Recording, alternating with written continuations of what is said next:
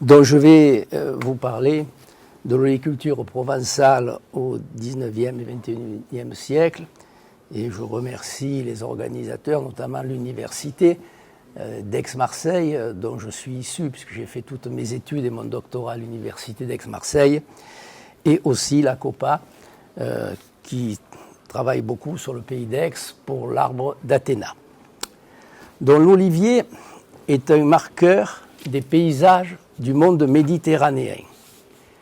L'arbre d'Athéna, puis de Minerve, est grandement associé à la civilisation gréco-romaine, car sa culture s'était largement développée autour de la mer intérieure. C'est une des trois composantes de la trilogie agraire méditerranéenne, auxquelles s'adjoignaient l'élevage au vin et l'apiculture. L'olivier, arbre de la paix, et ses produits sont aussi riches en symboles.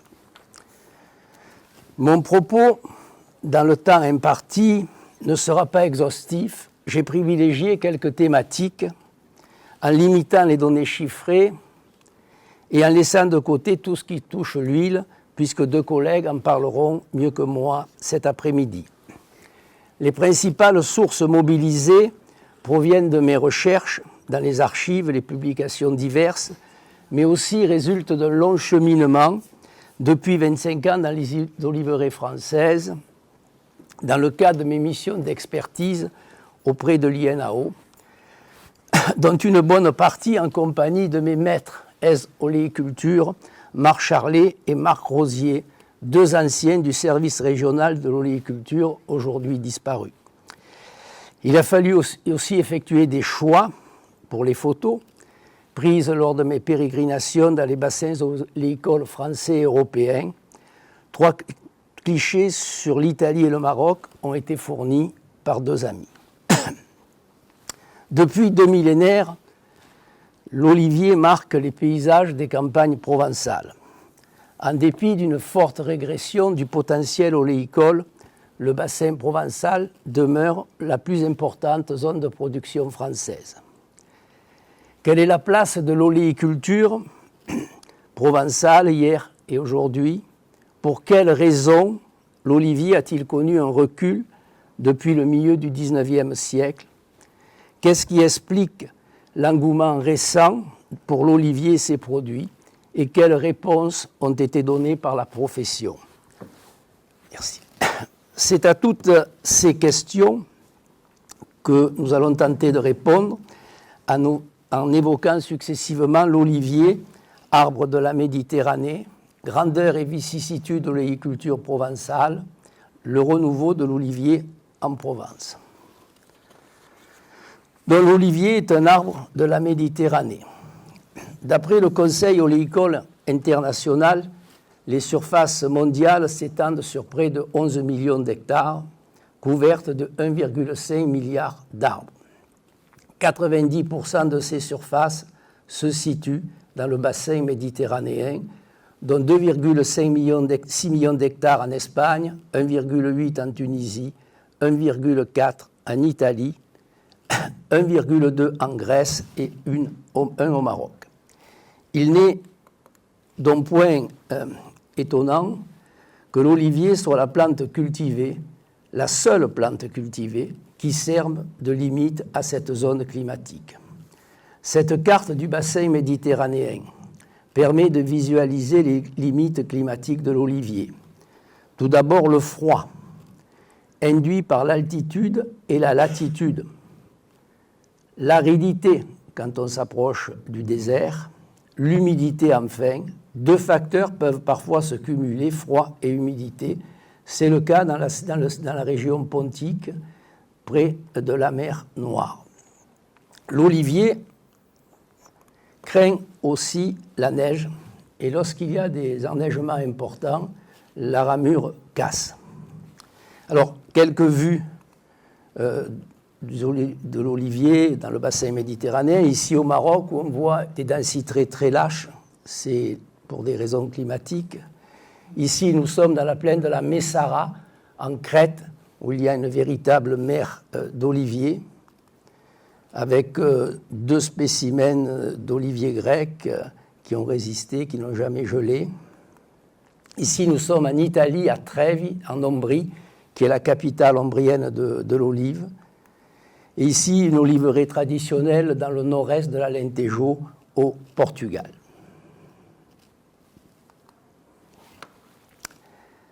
Le verger français ne représente, avec 52 000 hectares, que 0,45% des surfaces mondiales. La Provence est la première région oléicole française. La statistique de l'olivier, je vous ai donné des chiffres, mais est complexe. Il suffit de se pencher dans les archives pour le voir. Le géographe Jean Nicot, qui était prof à l'Institut de géographie d'Aix, dans un article documenté et précurseur écrit en 1957, souligne déjà ce problème des statistiques en indiquant qu'il est difficile de trouver pire que celle de l'olivier. Difficulté renforcée par des données en surface ou en nombre de pieds, cette dernière permettant de mieux répertorier les arbres décomplants et les alignements le long d'une parcelle ou d'une terrasse et d'intégrer la diversité, je dirais, des densités à l'hectare. Alors, en France, l'olivier est présent sur 13 départements, dont je vais vous montrer quelques images, mais je pense que vous connaissez tous les paysages de l'olivier. Ici, nous sommes à l'entrée dans le Nioncé, dans la Drôme, de l'embouchure de la vallée de l'Aigle sur la commune de Sahune, et vous voyez les olivettes qui grimpent sur le versant. Ici, un paysage, je dirais, relictuel, qu'on retrouve presque plus. Nous sommes dans l'Hérault, où il y a un mélange de vignes et d'oliviers. Ici, un olivier de la variété olivière, dans l'Aude, et enfin, une oliveraie en Corse. En 1840, la France comptait 26 millions de pieds cultivés. Un siècle plus tard, ce nombre était divisé par 2. Une statistique de 1892 donne pour la France 133 500 hectares, dont les 2 tiers en Provence, avec le Var comme premier département oléicole français, 33 000 hectares, suivi des Bouches-du-Rhône, des Alpes-Maritimes. Le Vaucluse et les Basses-Alpes à l'époque avaient respectivement 8 000 et 3 000 hectares. La limite de culture de l'olivier est relativement stable depuis le XIXe siècle. Quelques communes oléicoles, seulement en moins, apparaissent par rapport au cadastre napoléonien. Comme l'illustre cette limite qui est sur la carte, qui a été comparée avec celle réalisée en 1918 par le géographe Raoul Blanchard. On voit que la limite de l'olivier provençal va du Rhône aux Préalpes du Sud, et le cours du défilé de Donzère bute sur les plateaux du Vaucluse, remonte le Val de Durance jusqu'à Sisteron, évite les plans de Provence et le massif du Queyron, et enfin s'insinue dans les vallées du Var et ses affluents. En Provence, l'olivier monte jusqu'à 700-750 mètres d'altitude dans les Alpes-Maritimes et peut atteindre 800 mètres sur quelques secteurs abrités des Alpes de Haute-Provence. Le verger provençal passe de 89 000 hectares en 1892 à 47 000, rassemblant 5,5 millions d'arbres en 1949. En 1963, le verger français est estimé à 7,2 millions d'oliviers, dont seulement 4,2 sont cultivés.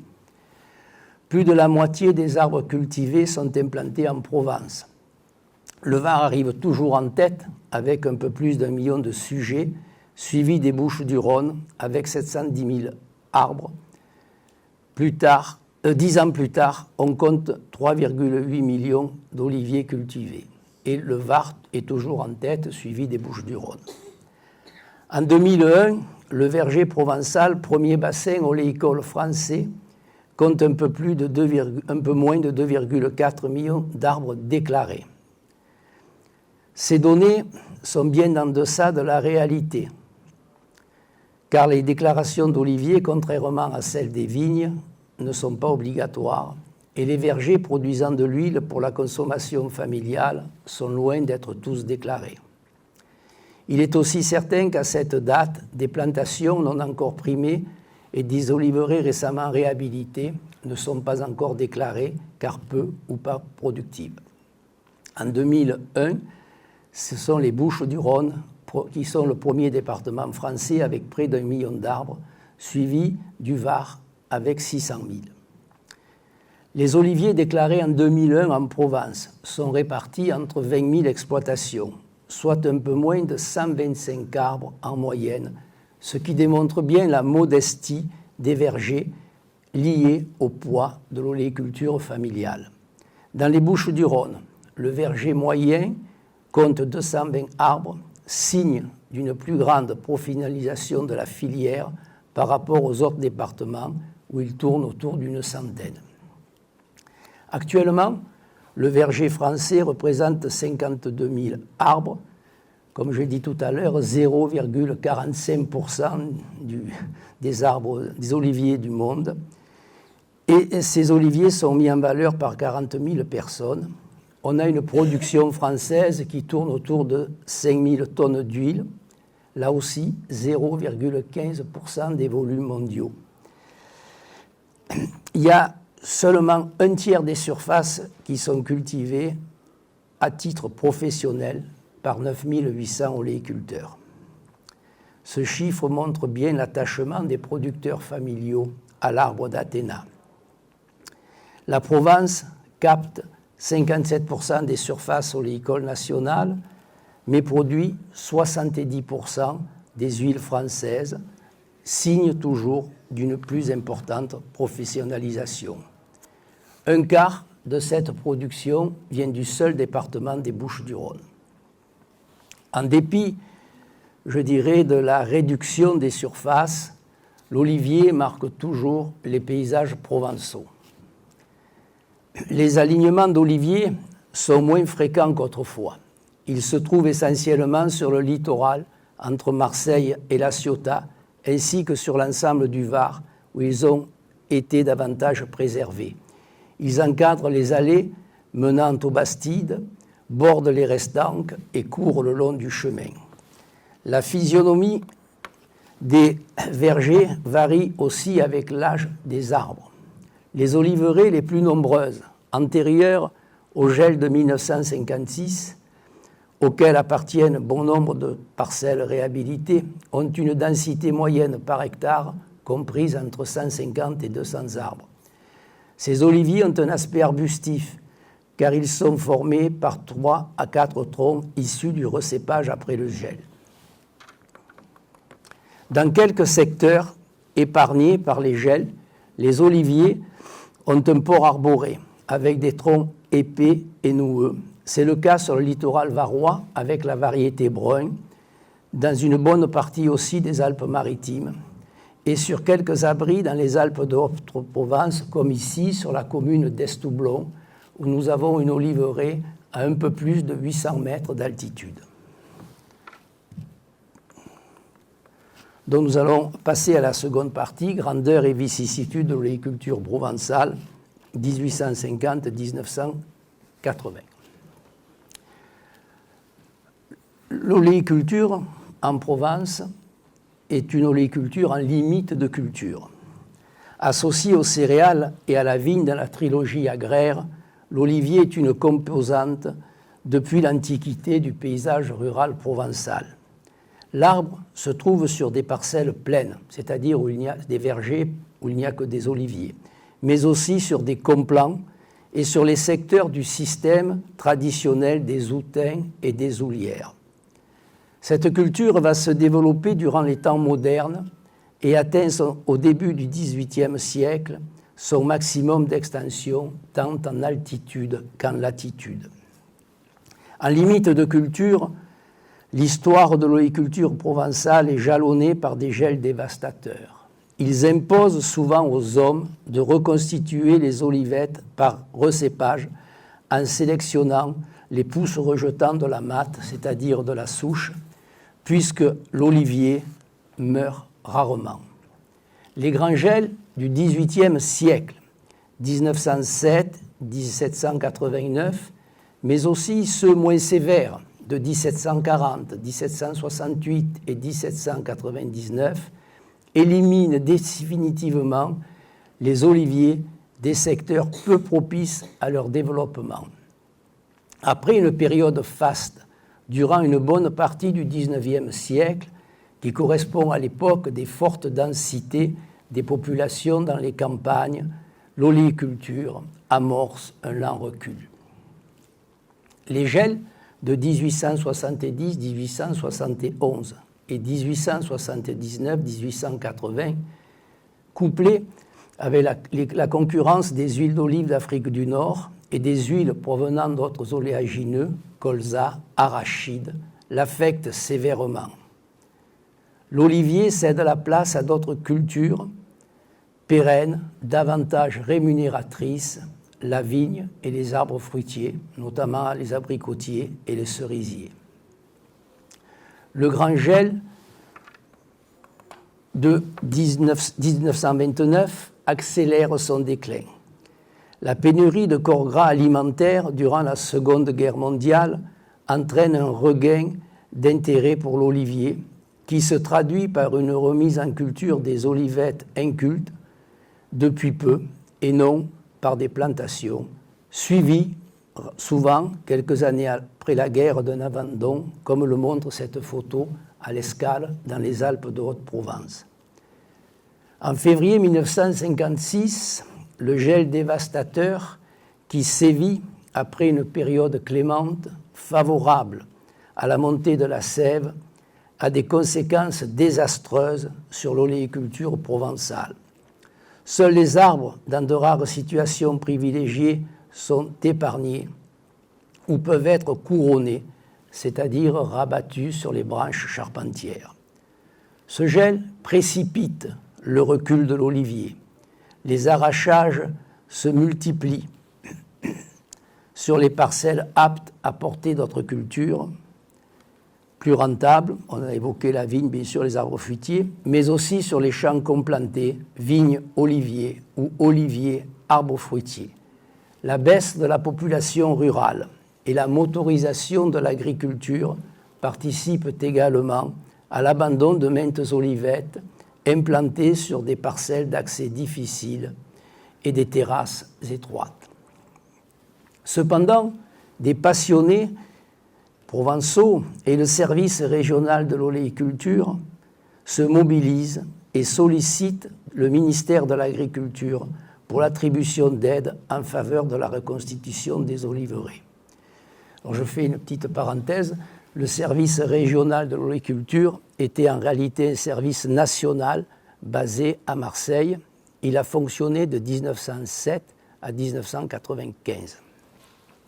La loi du 2 novembre 1956, qui fait suite à celle du 7 avril 1932, encourage par le biais de primes le recépage et le couronnement des arbres gelés, mais aussi la plantation d'oliviers.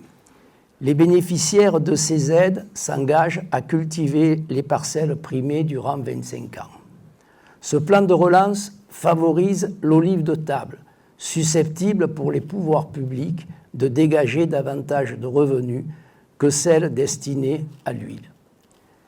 Le service régional de l'oléiculture a été chargé de la mise en place et du suivi du plan de relance à côté des activités de recherche et d'encadrement technique.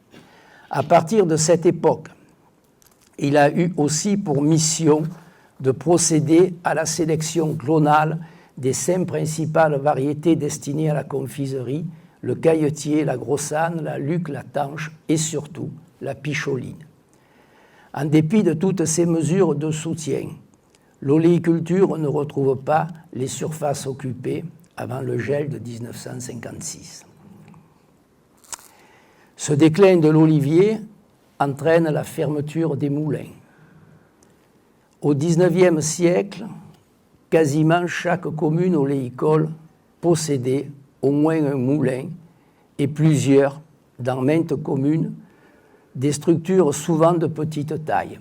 En 1850, sur la commune de Cotignac, dans le Var, qui était la seconde commune oléicole du département, il y avait 14 moulins.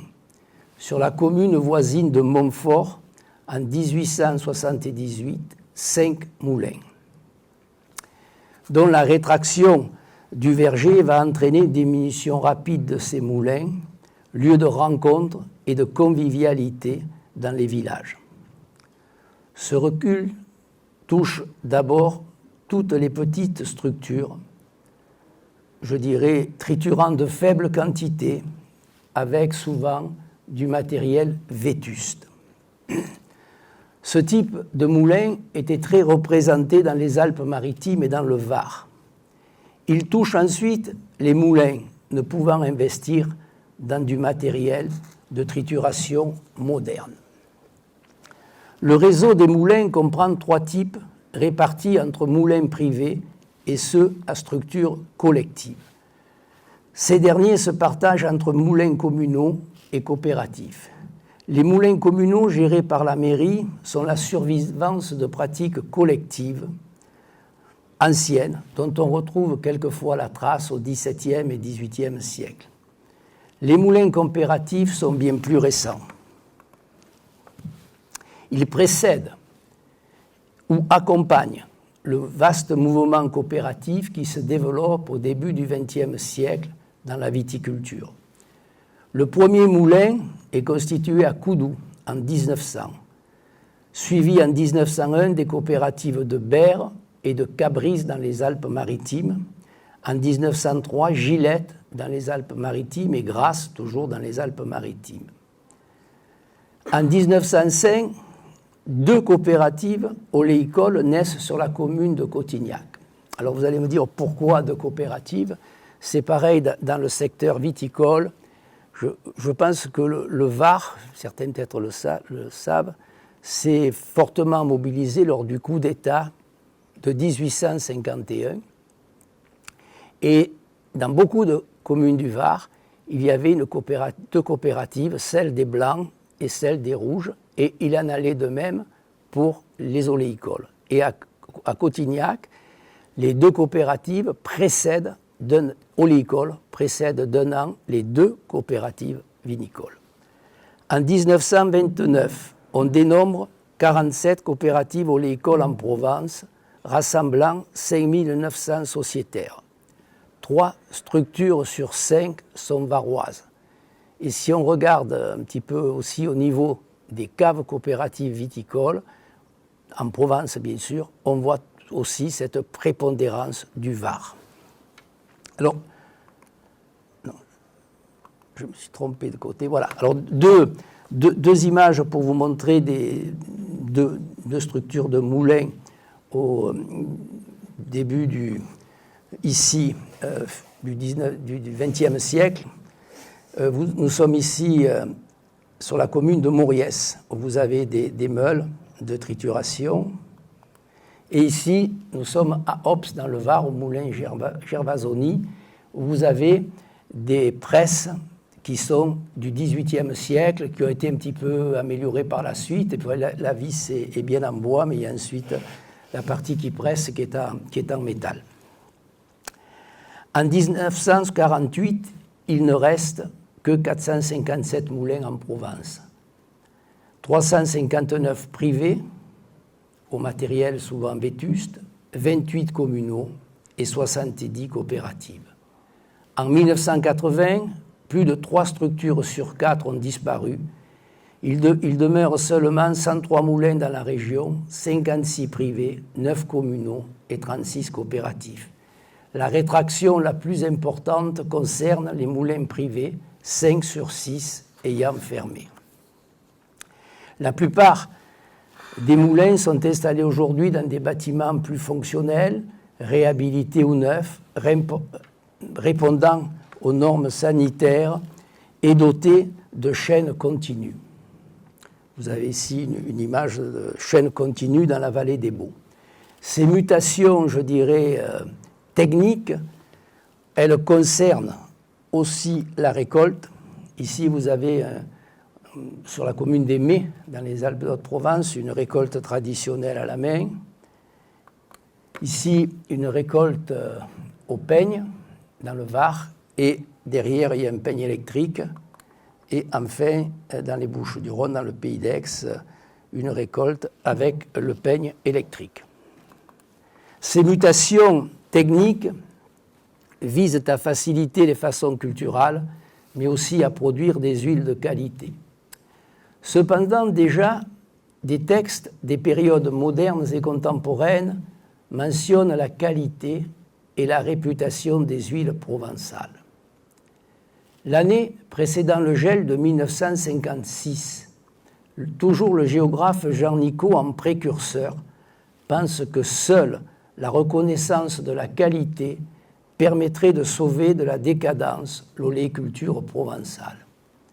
Il écrit « Le maintien des oliveraies n'est possible et ne peut être valablement encouragé que dans des terroirs où l'on peut en attendre des produits de qualité, olives de confiserie, huile surfine, seuls capables de se défendre sur le marché métropolitain, et évoque même déjà la production d'huile de crue. » Donc, après cette période, je dirais, dramatique pour l'agriculture provençale, on va assister, dans les années 80, à un renouveau de l'olivier. Pourquoi un renouveau? Parce qu'on a une nouvelle donne. Le gel de 1885, bien moins sévère que celui de 1956, mais plus dommageable que celui de 1963, touche à des degrés divers les oliveraies provençales. Le plan de relance de l'oléiculture de 1987, modeste, car limité à 300 hectares de plantation nouvelles sur l'espace national, a du mal à se mettre en place. Le comité économique et agricole de l'olivier doit convaincre les agriculteurs de planter des oliviers. La majorité des surfaces le seront dans les Bouches-du-Rhône. La situation évolue à la fin des années 80. L'olivier, à travers l'arbre, à travers ses produits, son image, arbre de la paix, arbre de la Provence et plus largement du monde méditerranéen, induit un intérêt croissant et une demande qui mobilise les énergies au sein des bassins oléicoles français.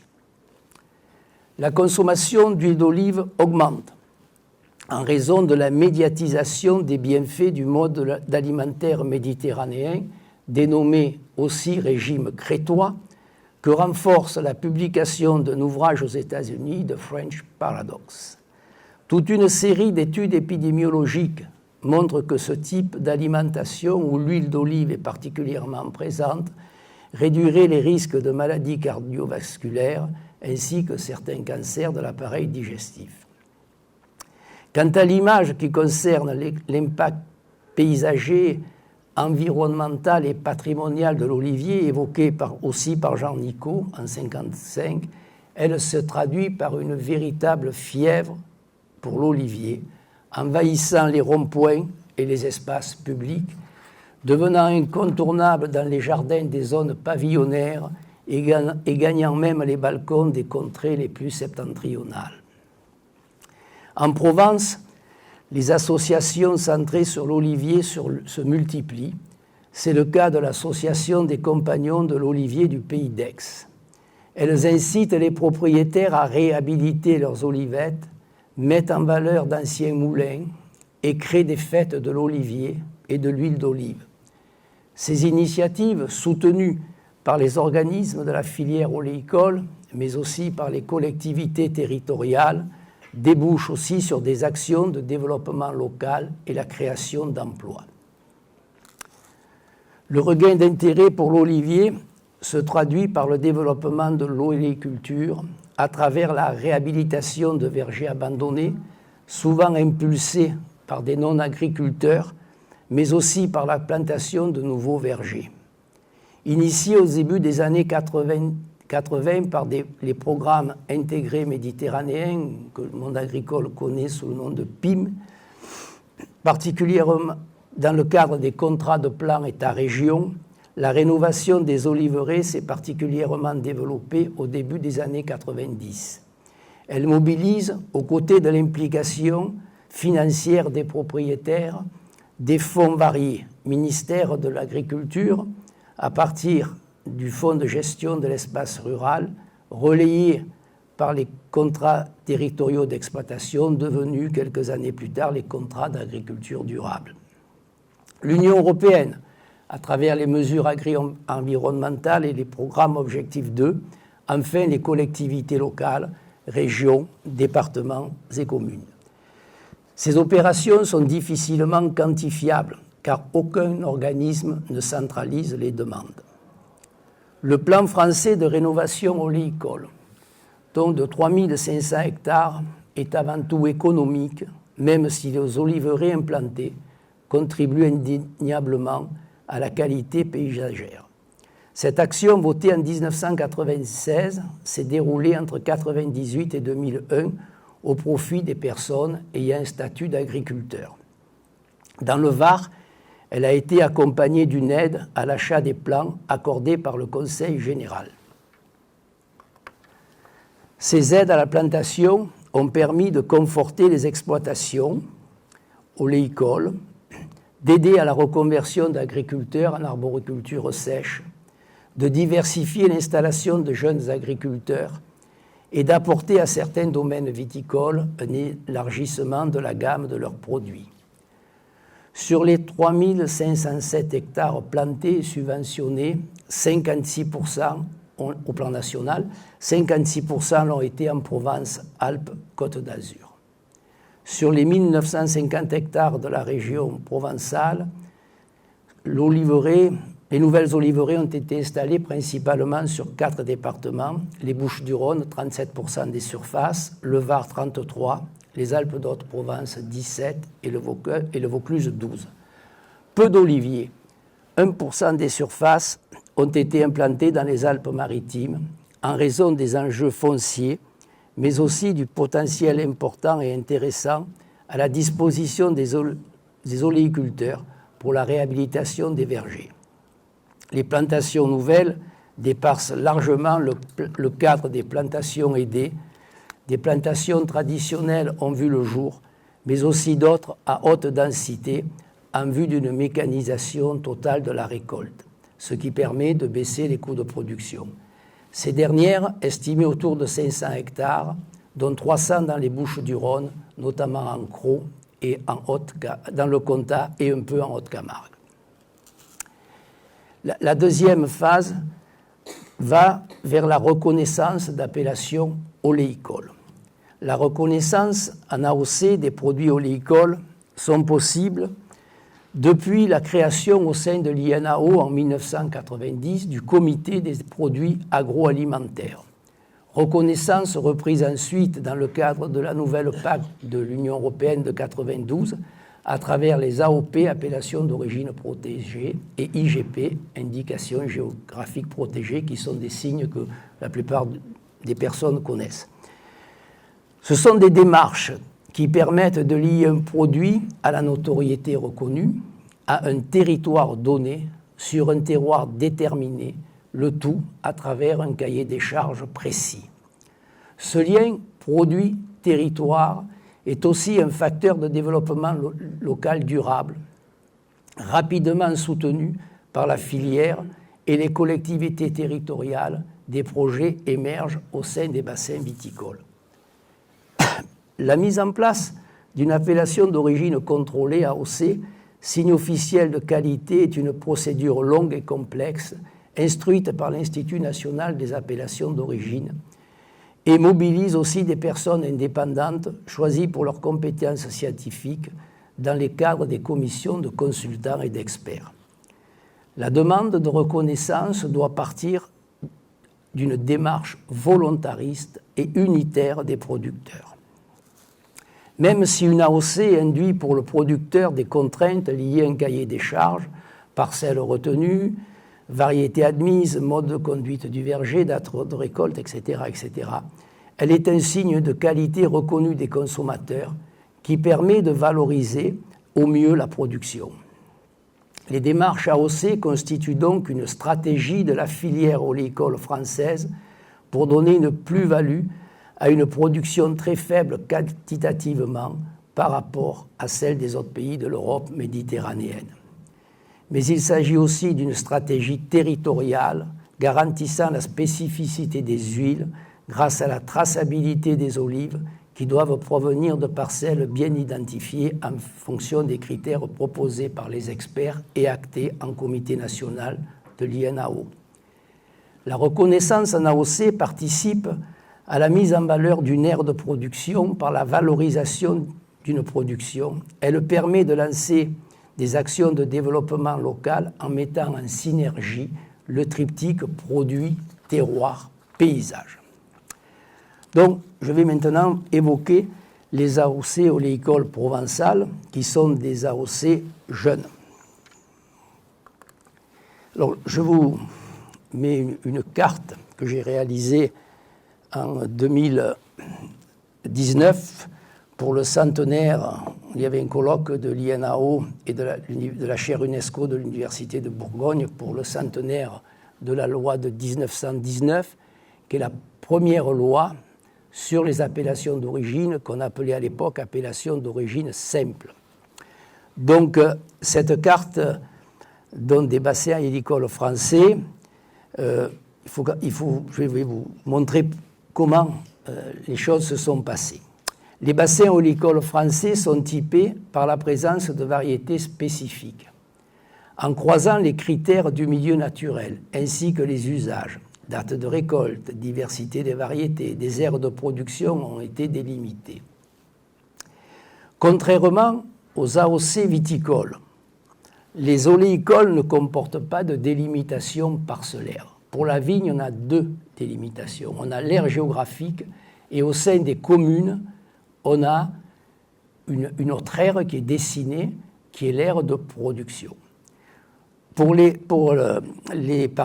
l'oléiculture, au sein de l'aire géographique, c'est-à-dire des communes ou des parties de communes, les parcelles aptes à produire sont homologuées au fur et à mesure à la demande des producteurs, selon les critères naturels et variétaux actés. Sont notamment exclus les bas-fonds, les sols humides, mais aussi les exploitations ne respectant pas les caractères variétaux.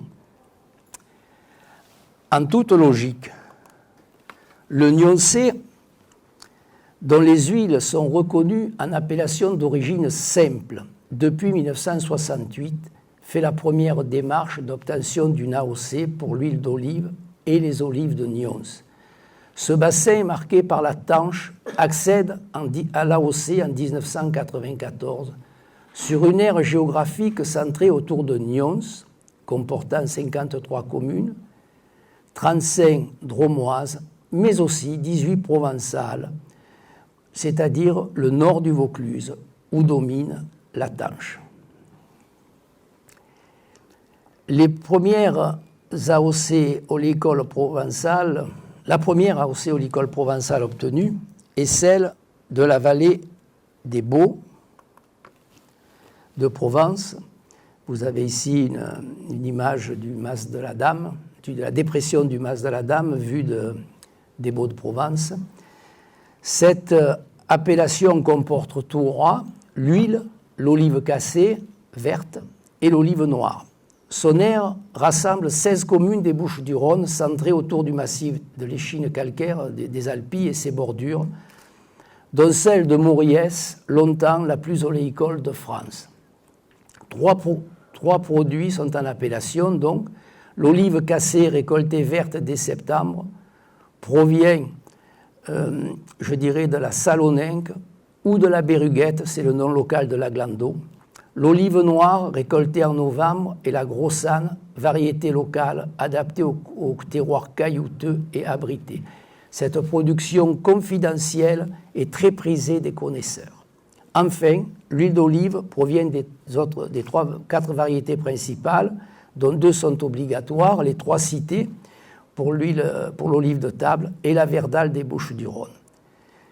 elles doivent représenter, ces 4 variétés, 85% du verger en 2030, le reste pouvant être issu de variétés secondaires. Alors j'ai mis une autre photo d'un verger des Alpilles, et puis une photo de la Grossane, donc qui est l'olive piquée noire, et une photo de la Salonenque que l'on reconnaît, elle a une forme un peu de poire, piriforme. L'huile d'olive d'Aix-en-Provence, devenue AOC en 1999, possède une aire couvrant 70 communes au centre et à l'est des Bouches-du-Rhône, et 3 communes varoises. Les huiles d'olive proviennent au moins 2 variétés, des 3 principales, la Glando, qui est omniprésente, la Salonenque, plus sensible au froid, dont la part diminue dans l'air d'ouest en est, et la Cayenne, principalement implantée dans la vallée de l'Uvonne.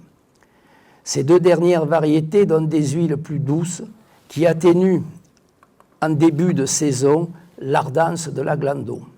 Parmi les variétés secondaires se trouve la Sorine, sur laquelle les frères Piccolini avaient mis au point leur mode de conservation des olives vertes. L'AOC, huile d'olive de Haute-Provence, reconnue le même jour, le décret paru le même jour en 1999, en décembre, au journal officiel, possède des olivettes grimpant jusqu'à 800 mètres d'altitude. L'aire est vaste, elle comprend 96 communes, 84 dans les Alpes de Haute-Provence, 6 dans le Vaucluse, 4 dans le Var et 2 dans les Bouches-du-Rhône. Elle a la particularité d'inclure 4 départements du bassin oléicole provençal.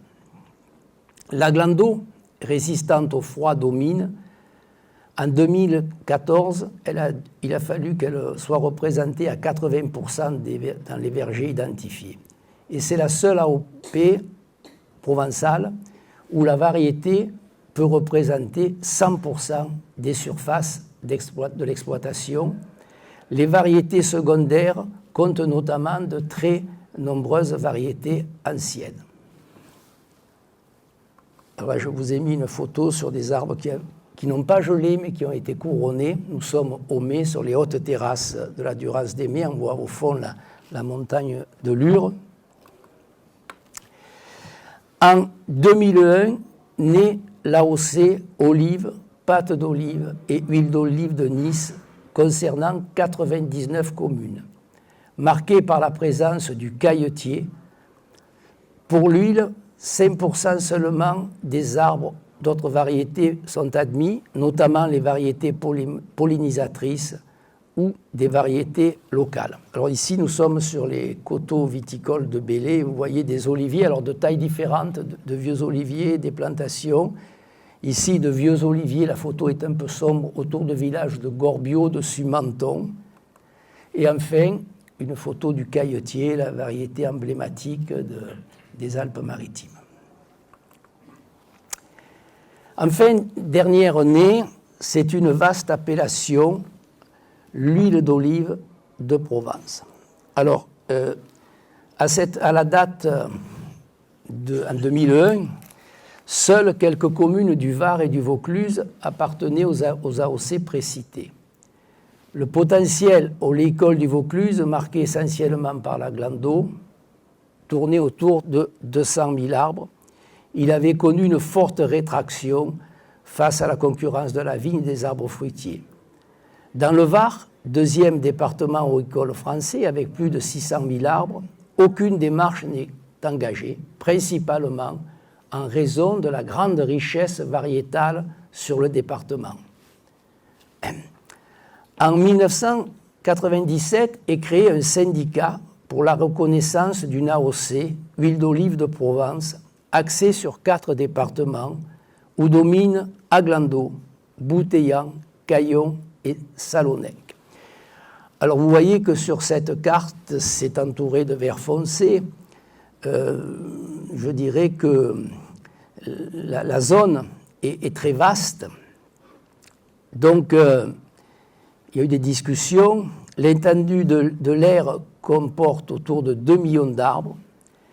Et l'INAO s'est posé beaucoup de questions. Donc, avant de nommer une commission d'experts, il a nommé une commission de consultants pour voir la faisabilité du projet.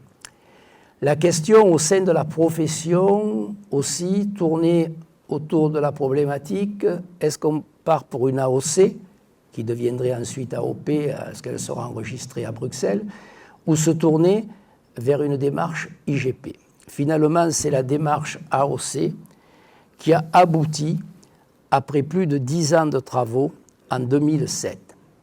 C'est la plus vaste des appellations oléicoles françaises et la seule hiérarchisée, puisqu'elle intègre les aires des 3 autres AOC portant le mot Provence, c'est-à-dire Vallée des Baux, Aix-en-Provence et Haute-Provence.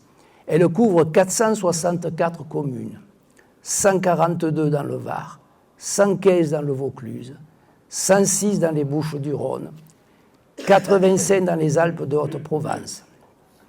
Elle déborde sur les Alpes-Maritimes, 6 communes du nord de la vallée du Var autour de Puget-Théniers, où il n'y avait pas de cailleté, mais où on trouvait de l'aglando, sur 9 communes du Gard et une commune de la Drôme.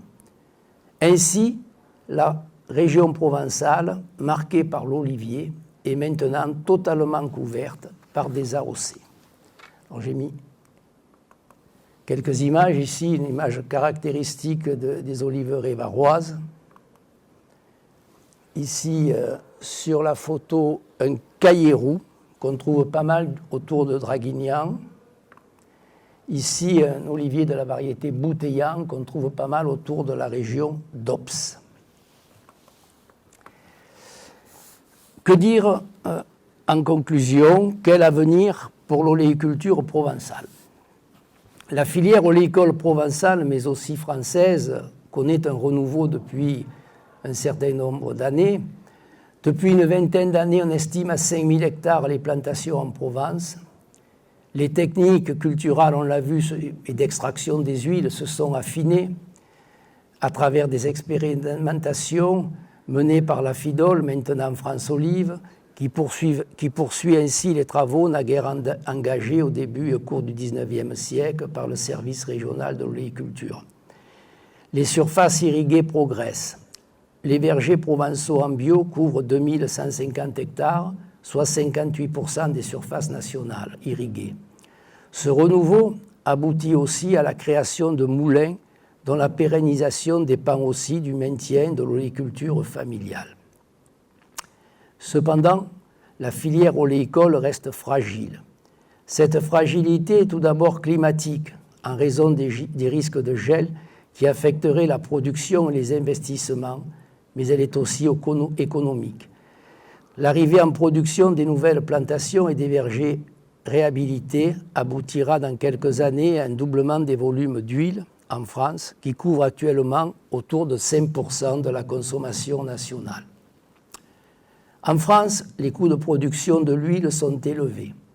La filière doit donc impérativement se mobiliser en mettant en place une efficace politique de promotion commerciale en direction de la population régionale, des touristes fréquentant la Provence, mais aussi au niveau national et à l'étranger. Malgré son intérêt paysager, patrimonial et environnemental, la poursuite du renouveau de l'oléiculture engagée depuis une trentaine d'années, ou simplement la stabilisation de la situation actuelle, n'est pas envisageable sans un maintien des cours de l'huile à des prix rémunérateurs. Face aux immenses plantations intensives dans les péninsules méditerranéennes, vous avez vu une vue du Portugal, ici une vue d'oléiculture à haute densité, toujours au Portugal, l'oléiculture provençale ne pourra se maintenir qu'en poursuivant une politique tournée vers la production d'huile de qualité. Je vous remercie.